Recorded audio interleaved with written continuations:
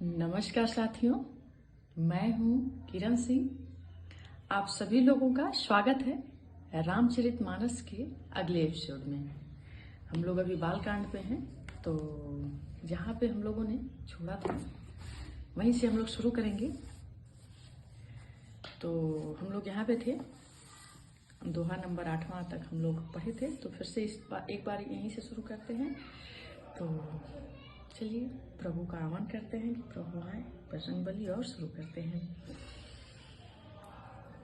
भाग छोट अभिलाषु बड़ा, करऊं एक विश्वास। अपै हैं ही सुख सुनि सुजन सब, खल करही उपहास। देखिए, कह रहे हैं कि मेरा भाग्य छोटा है, लेकिन जो हमारी अभिलाषा है वो बहुत बड़ी है, जो हमारी आकांक्षा है वो बहुत बड़ी है। लेकिन मेरे मन में एक विश्वास है कि पाई सुख सुनी सुजन सब, कि सज्जन लोग इसको सुन करके क्या करेंगे, सुख पाएंगे। सब खल करही उपहास, लेकिन जो दुष्ट लोग होंगे, बुरे लोग होंगे, वो क्या करेंगे, इसका उपहास करेंगे। खल परिहास हो ही हित मोरा, काग कहीं कल कंठ कठोरा। हसही बकदादुर चात कहीं, हसही मलिन खल बिमल बत कहीं। किंतु दुष्टों के हंसने से मेरा हित ही होगा। कह रहे हैं कि खल परिहास हो ही हित मोरा, कि दुष्टों के हंसने से क्या होगा, मेरा हित ही होगा। मधुर कंठ वाली कोयल को कौवे तो कठोर ही कहा करते हैं। कह रहे हैं कि काग कहीं कल कंठ कठोरा, कि कोयल को कौवा क्या कहते हैं, कठोरी कहते हैं। हंसही बक दादुर चात कहीं, जैसे बगुले हंस को, मेढक और पपीहे को हंसते हैं, वैसे ही मलिन मन वाले दुष्ट निर्मल वाणी को हंसते हैं। हंसही मलिन खल बिमल बत कहीं, कि जो मलिन गंदे मन वाले हैं वो क्या करेंगे, अच्छी बाड़ी वालों के लिए हंसते हैं। कबित रसिक न राम पद ने हूँ, हित कह सुखद हास रस एहूँ। भाषा भनिति मोर मति मोरी, हसिबे जोग हसे नहीं खोरी। जो न तो कविता के रसिक हैं और न जिनका श्री रामचंद्र जी के चरणों में प्रेम है, उनके लिए यह कविता सुखद हास्य रस का काम करेगी। कह रहे हैं कि जो न तो कविता के रसिक है और जिनके जीवन में भगवान के चरणों में प्रेम भी नहीं है, उनके लिए यह कविता कैसी है, सुखद हास्य रस का काम करेगी। अब प्रथम तो यह भाषा की रचना है, दूसरे मेरी बुद्धि भोली है। भाषा भनित, पहले तो यह भाषा की रचना है। अब भोरी मति मोरी, मेरी बुद्धि कैसी है, बहुत ही भोली है। हसीबे जोग हंसे नहीं खोरी, इससे यह हंसने योग्य है और हंसने में उन्हें कोई दोष नहीं है। ये सारी बातें बाबा तुलसी कह रहे हैं कि यदि मेरी इस कविता को कोई पढ़ करके हंसता है तो इसमें कोई बुराई भी नहीं है, वो हंस सकता है। प्रभु पद प्रीत न समुझने की, तिन्हि कथा सुनि लागहि फीकी। हरिहर पद रति मति न कुतर की, तिन कहु मधुर कथा रघुबर की। जिन्हें न तो प्रभु के चरणों में प्रेम है और न अच्छी समझ ही है, उनको यह कथा सुनने में फीकी लगेगी। जिनकी श्री हरि और श्री हर मतलब भगवान विष्णु और शंकर भगवान शिव के चरणों में प्रीति है और जिनकी बुद्धि कुतर्क करने वाली नहीं है, जो श्री हरि हर में भेद या ऊंच नीच की कल्पना नहीं करते, उन्हें रघुनाथ जी की यह कथा कैसी लगेगी, मीठी लगेगी। राम भगत भूषित जिय जानी, सुनहि सुजन सराहि सुबानी। कभी न हो ही नहीं बचन प्रवीणु, सकल कला सब विद्याहीनु। कह रहे हैं कि सज्जनगण इस कथा को अपने जी में श्री रामचंद्र जी की भक्ति से भूषित जानकर सुंदर वाणी से सराहना करते हुए सुनेंगे। मैं न तो कवि हूँ, न वाक्य रचना में ही कुशल हूँ। मैं तो सब कथाओं, सब कलाओं तथा सब विद्याओं से रहित हूँ, अपने बारे में कह रहे हैं। लेकिन ऐसा नहीं है, बाबा तुलसी ने इतना बड़ा महाकाव्य लिखा तो बहुत ही ज्ञान रखते रहे होंगे और लेकिन वो अपनी बड़ाई खुद से नहीं कर रहे हैं। आखर अर्थ अलंकृत नाना छंद प्रबंध अनेक विधाना, भाव भेद रस भेद अपारा, कवित दोष गुण विविध प्रकारा। नाना प्रकार के अक्षर, अर्थ और अलंकार, अनेक प्रकार की छंद रचना, भाव और रसों की अपार भेद और कविता की भांति भांति के गुण दोष होते हैं। कवित विवेक एक नहीं मोरे, सत्य कहूँ लिखी कागद कोरे। कह रहे हैं कि कविता करने का एक भी विवेक नहीं है मेरे पास। विवेक मतलब ज्ञान नहीं है। ये मैं कागज कोरे, सादे कागज पे लिख करके इस बात को क्या कह रहा हूँ, सत्य सत्य कह रहा हूँ। भनिति मोर सब गुण रहित, विश्व विदित गुण एक, सो विचार सुन है सुमति, जिनके विमल विवेक। मेरी रचना सब गुणों से रहित है, जिसमें बस जगत प्रसिद्ध एक गुण है, उसे विचार कर अच्छी बुद्धि वाले पुरुष जिनके निर्मल ज्ञान है इसको सुनेंगे। महिमा एहि मह रघुपति नाम उधारा, अति पावन पुराण श्रुति सारा, मंगल भवन मंगल हारी, उमा सहित जेहि जपत पुरारी। श्री रघुनाथ जी का उदार नाम है जो अत्यंत पवित्र है, वेद पुराणों का सार है, कल्याण का भवन है और अमंगलों को हरने वाला है, जिसे पार्वती सहित भगवान शिव जी सदा जपा करते हैं। कह रहे हैं कि पार्वती जी और शिव जी क्या कर रहे हैं, उस नाम को हमेशा जपा करते रहते हैं। किसके नाम को, भगवान विष्णु के नाम को। भनित विचित्र सुख विकृत जो, राम नाम बिनु सोहन सो, विधु बदनी सब भांति सवारी, सोहन बसन बिना बर नारी। जो अच्छे कवि के द्वारा रची हुई बड़ी अनूठी कविता है, वह भी राम के नाम के बिना शोभा नहीं पाती। जैसे चंद्रमा के समान मुख वाली सुंदर स्त्री सब प्रकार से सुसज्जित होने पर भी वस्त्र के बिना शोभा नहीं देती। सब गुण रहित कुक विकृत बानी, राम नाम जस अंकित जानी, सादर कहीं सुनहि बुधताही, मधुकर सरित संत गुण ग्राही। इसके विपरीत कुकवि रची हुई सब गुणों से रहित कविता को भी राम के नाम एवं यश से अंकित जानकर बुद्धिमान लोग आदर पूर्वक कहते और सुनते हैं, क्योंकि संत जन भौरे की भांति गुण को ही ग्रहण करने वाले हैं। कहने का मतलब है कि जिस कविता में भी भगवान राम का नाम है, उस कविता को सज्जन लोग बड़े प्रेम से कहते और सुनते हैं। जतपि कपित रस एक उनाहि, राम प्रताप प्रकट एहि माहि, सोई भरोस मोरे मन आवा, केहि न सुसंग बड़कपन पावा।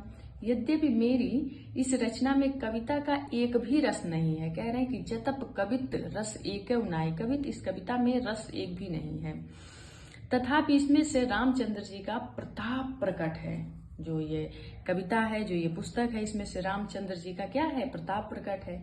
मेरे मन में यही एक भरोसा है, सोई भरोस मोर मन आवा। इसीलिए मेरे मन में एक भरोसा है कि भले संग से भला किसने बड़कपन नहीं पाया, के ही न सुसंग बड़कपन पावा। कि अच्छे लोगों की संगति से किसको आदर नहीं प्राप्त होता है।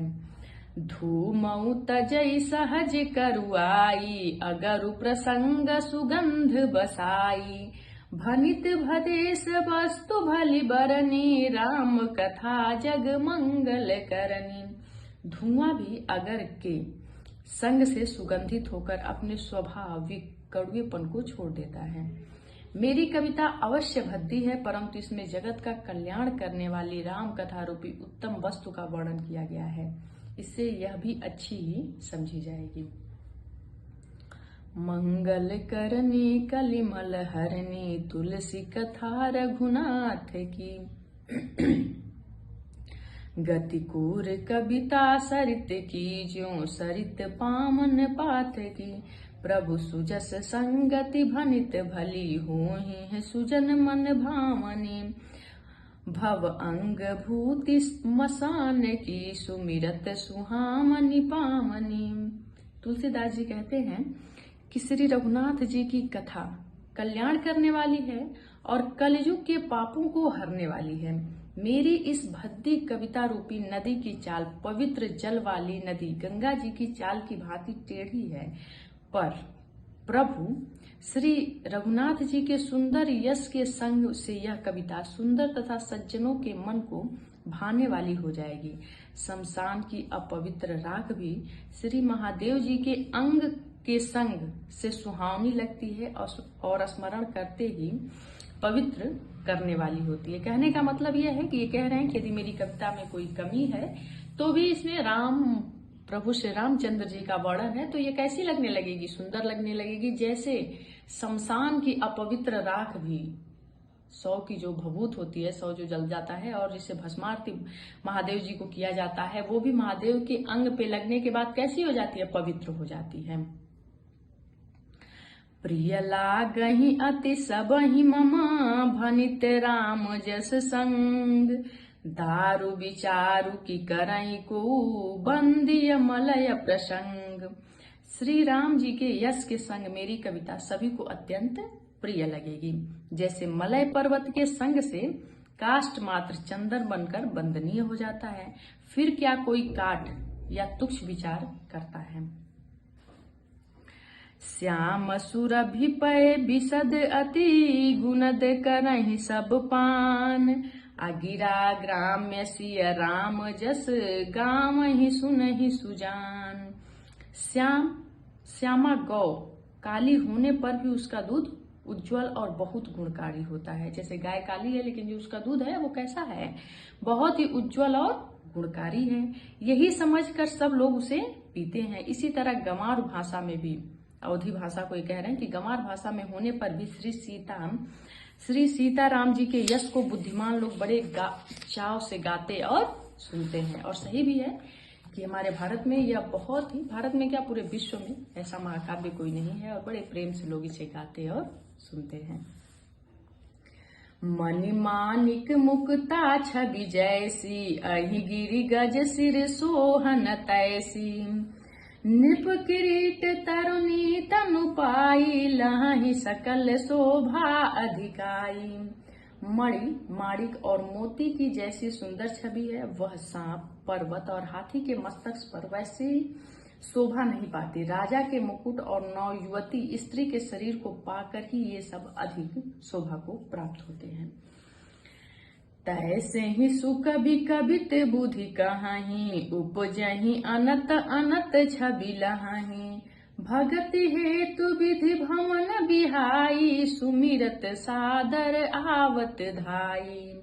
इसी तरह बुद्धिमान लोग कहते हैं कि सुकवि की कविता भी उत्पन्न और कहीं होती है, उत्पन्न और कहीं होती है और शोभा अन्यत्र कहीं पाती है। अर्थात कवि की वाणी से उत्पन्न हुई कविता वहां शोभा पाती है जहां उसका विचार प्रचार तथा उसमें कथित आदर्श का ग्रहण और अनुसरण होता है। कवि के स्मरण करते ही उनकी भक्ति के कारण सरस्वती जी ब्रह्मलोक को छोड़कर क्या करती हैं, दौड़ आती हैं। यदि कोई कवि सरस्वती माँ का आह्वान करता है तो वह अपने नगर स्वर्ग लोक को छोड़ करके और उस कवि के बुलाने पे दौड़ी चली आती हैं। रामचरित सर बिनु अनवाए, सोई श्रम जाई न कोटि उपाय, कवि कोविद अस हृदय विचारी, गाँव ही हरि जस कलिमल हारी।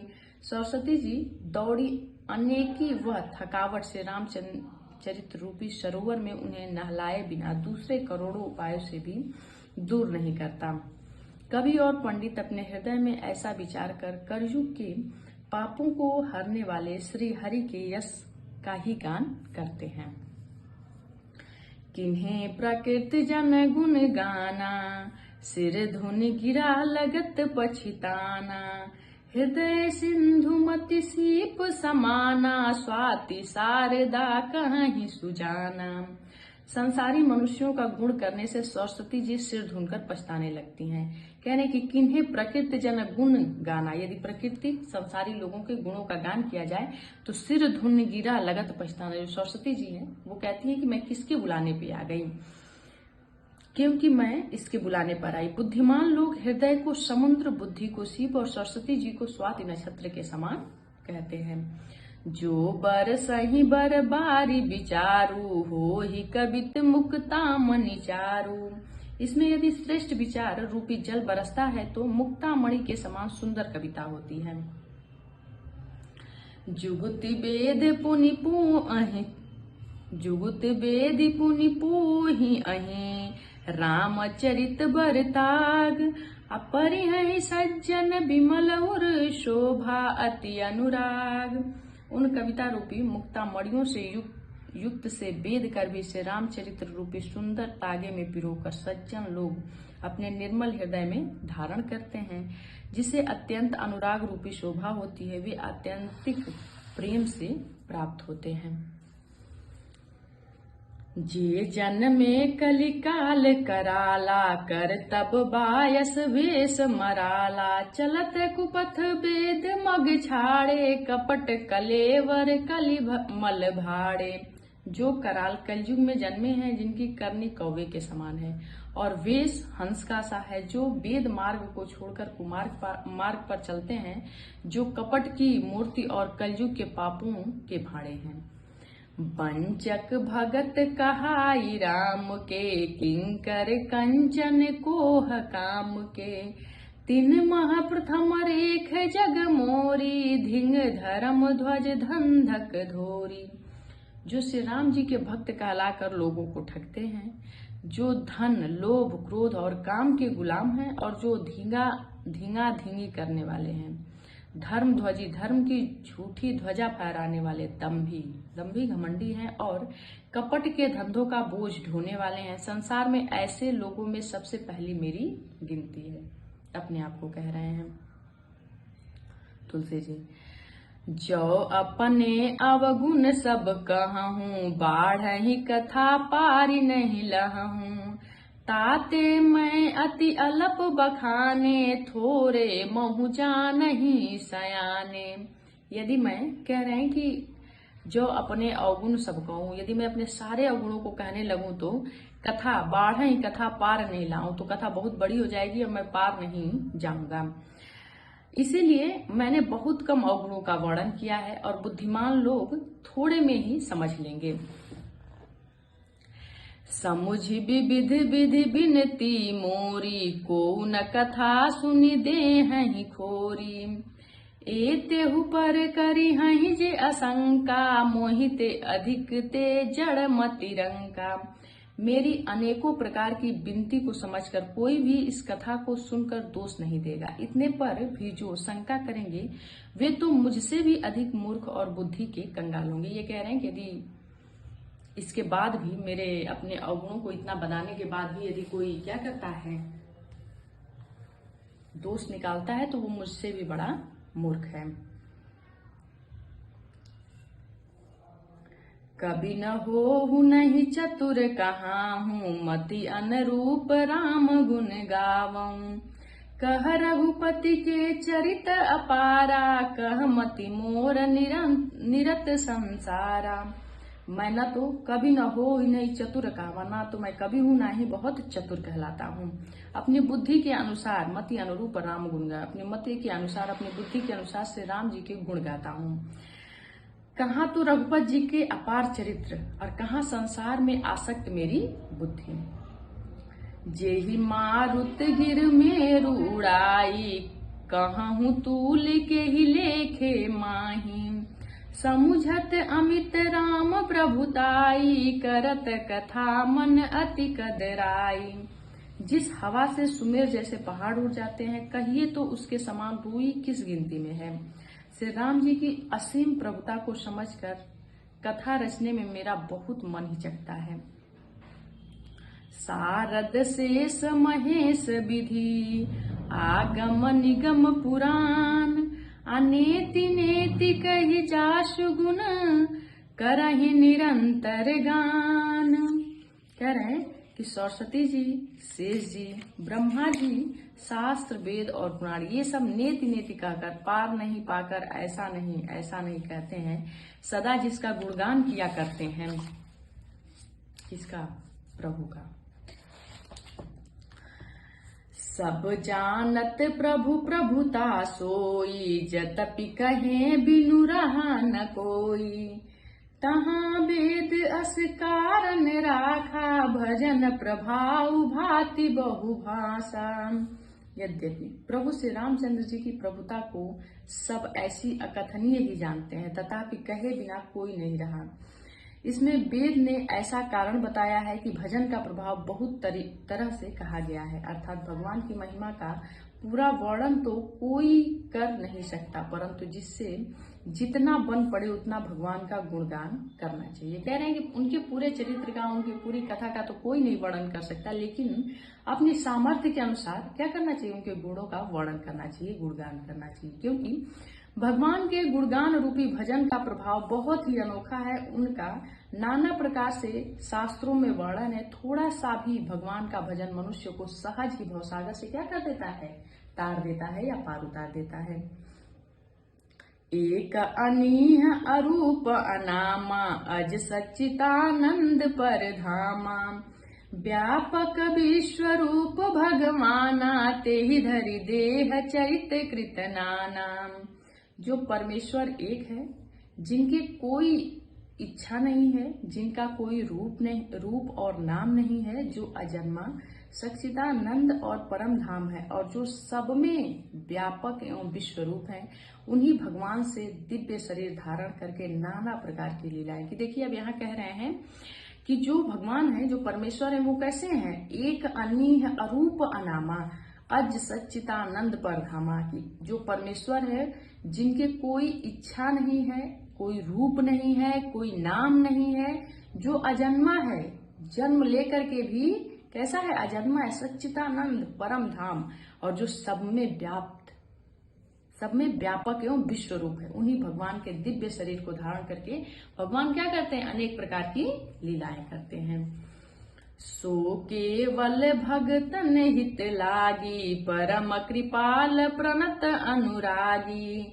जेहि जन पर ममता अति छोहू, जेहि करुणा करि किन्ह न कोऊ। कह रहे हैं कि वह लीला केवल भक्तों के हित के लिए है। सो केवल भगतन हित लागी, वह लीला किसके लिए? केवल भक्तों के हित के लिए है, क्योंकि भगवान परम कृपालु हैं और शरणागत के बड़े प्रेमी हैं।